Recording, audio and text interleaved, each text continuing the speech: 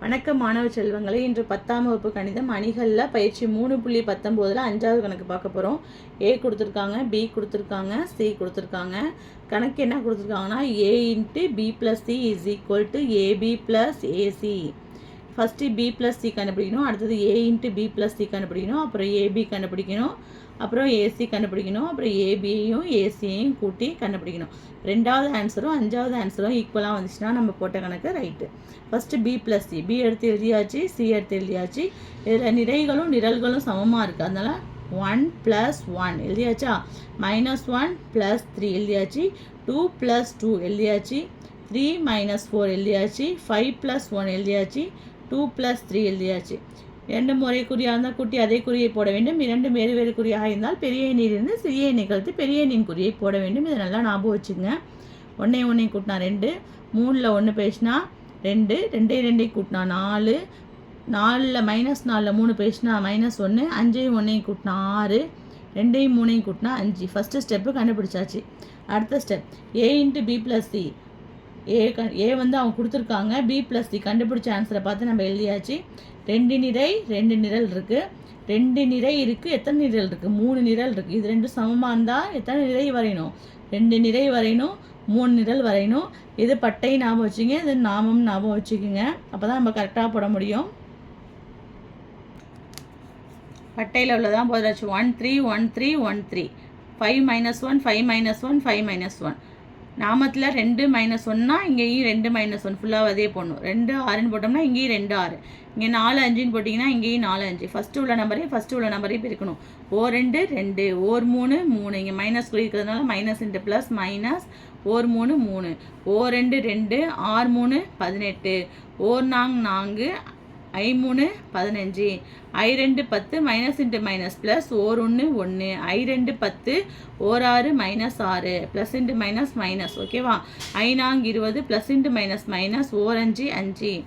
பெரிய எண்ணிலிருந்து சிறிய எண்ணை கழித்து பெரிய எண்ணின் குறியை போட வேண்டும். இது நல்லா ஞாபகம் வச்சுங்க. இரண்டும் வேறு வேறு குறியாக இருந்தால் பெரிய எண்ணிலிருந்து சிறிய எண்ணை கழித்து பெரிய எண்ணின் குறியை போட வேண்டும்.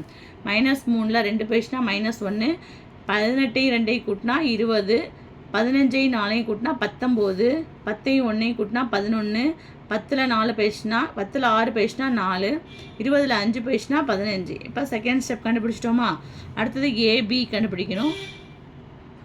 ஏ கொடுத்துருக்காங்க, பி கொடுத்துருக்காங்க, அதை எழுதிக்கிங்க. 2 நிரை 2 நிரல் இருக்குது. இதில் 2 நிரை இருக்குது. எத்தனை நிரல் இருக்குது? 3 நிரல் இருக்குது. இது ரெண்டும் சமமாக இருக்குது.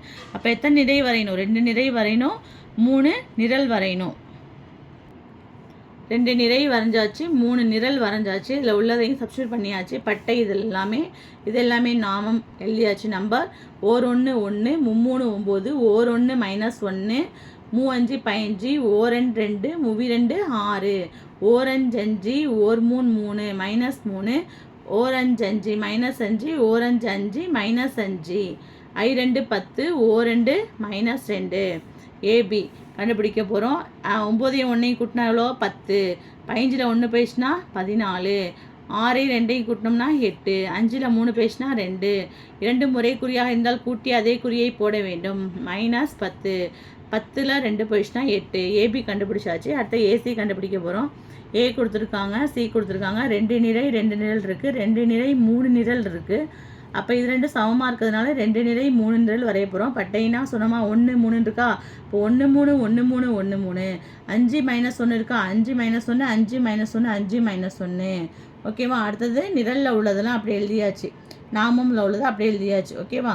அப்போ ஓர் 1 1, 3 × -4 -12, ஓர் 3 3, ஓர் 3 3, or 2 3 9, wore 5 5, minus into minus plus, wore 4 I3 15, wore 1 -1, I2 10, -1 × 3 -3, plus into minus minus -3.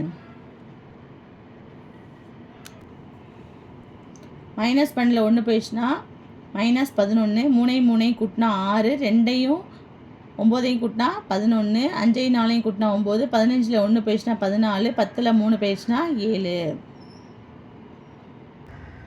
AC இப்போ கண்டுபிடிச்சாச்சு. அப்போ ஏபி கண்டுபிடிச்ச ஆன்சரையும் ஏசி கண்டுபிடிச்ச ஆன்சரையும் கூட்டணும்.